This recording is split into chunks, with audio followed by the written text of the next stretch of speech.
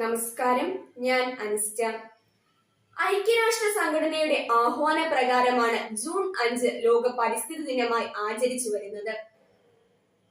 പരിസര സംരക്ഷണത്തെ കുറിച്ച് ജനങ്ങളിൽ അവബോധം സൃഷ്ടിക്കുക എന്നതാണ് ഈ ദിനാചരണത്തിന്റെ ലക്ഷ്യം. എന്തുകൊണ്ടാണ് മനുഷ്യന് ഇത്തരത്തിലുള്ള ഒരു ദിനാചരണം ആവശ്യമായി വന്നത്?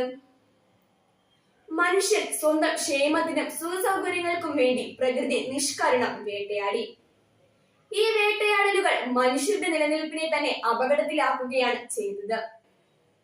വാഹനങ്ങളിൽ നിന്നും പുറന്തള്ളപ്പെടുന്ന വിഷവാതകങ്ങൾ, വനനശീകരണം, ഇന്ധനങ്ങൾ കത്തിക്കുന്നത്, വ്യവസായശാലകളിൽ നിന്നും പുറന്തള്ളപ്പെടുന്ന മാലിന്യങ്ങൾ, കീടനാശിനികളുടെയും രാസവളങ്ങളുടെയും അമിതമായ ഉപയോഗം, അണുപരീക്ഷണങ്ങൾ, യുദ്ധങ്ങൾ, പ്ലാസ്റ്റിക്കിന്റെ ഉപയോഗം, ശബ്ദ മലിനീകരണങ്ങൾ തുടങ്ങിയ അനേകം കാരണങ്ങൾ പ്രകൃതിയുടെ നാശത്തിന് കാരണമാകുന്നു.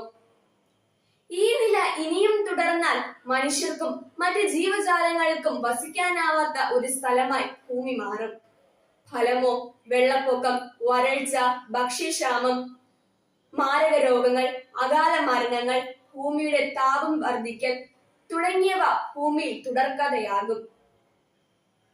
ഈ വൻവിപത്തിനെ നേരിടാൻ ഒരൊറ്റ പോം വഴിയേ പ്രകൃതിയെ സംരക്ഷിക്കുക. വനനശീകരണം തടഞ്ഞും മാലിന്യങ്ങൾ നിയന്ത്രിച്ചും നമുക്ക് പ്രകൃതിയെ സംരക്ഷിക്കാം. ഇത്തരത്തിൽ ലോകരാഷ്ട്രങ്ങൾ ഒരുമിച്ച് നിന്നാൽ പ്രകൃതിയെ സംരക്ഷിക്കാൻ നമുക്ക് സാധ്യമായേക്കാം.